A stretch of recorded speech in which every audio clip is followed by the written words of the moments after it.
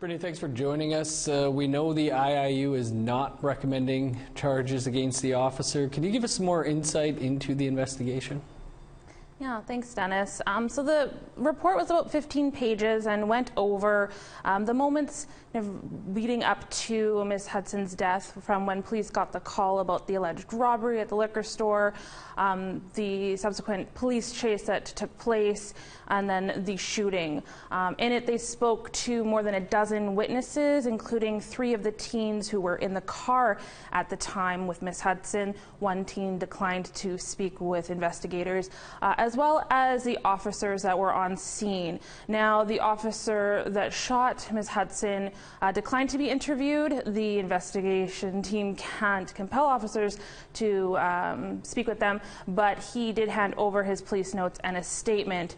And ultimately what they found was that during the chase, police did try to stop the car by putting down a spike belt, but before they got to that, the car was driven, the driver, Ms. Hudson, had driven the car into a truck, and then police tried to block off that car from going any further, and it all led up to the officer who shot Eishia, or Ms. Hudson, fired 2 rounds. One of them hit Ms. Hudson.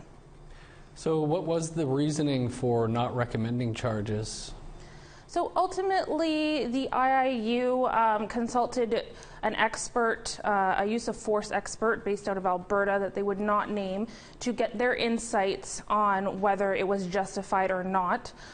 Given the evidence that was put forth, that expert said that it was justified. They also went over Winnipeg Police Service's protocols in these situations and found that the police officers did follow protocols.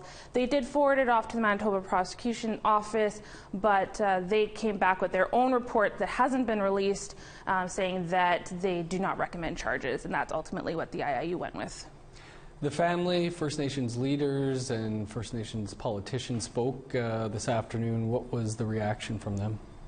It was an emotional moment. I think Ms. Hudson's father, William, who has been quite outspoken during all this, got quite emotional. He spoke about how his daughter, who was only 16 years old at the time, was like any other kid, really, enjoyed sports. He talked about, experiencing a lot of anger and disappointment in the process. He felt that the report was whitewashed and one-sided and unclear. He didn't feel that he was confident in the investigators' ability to be impartial. And First Nations leaders said the same thing. They talked about how, it's basically police investigating police. A part of this IIU is, former police officers. So there is that question on whether they can be impartial. So it was very emotional. They held a press conference. It was very emotional, and they just basically spoke about their overall disappointment. What happens now? So the family, as well as other leaders, are calling for a public inquiry into police-involved shootings with Indigenous peoples. There's also, the possibility of an inquest being called from the Chief Medical Examiner's office, and it's likely that it will be called in this case.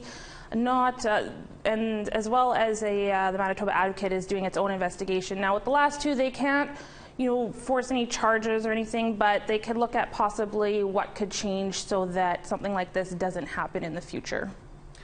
Britt, we'll have to leave it there, but appreciate you joining us to break this down a little more. Thanks, Dennis.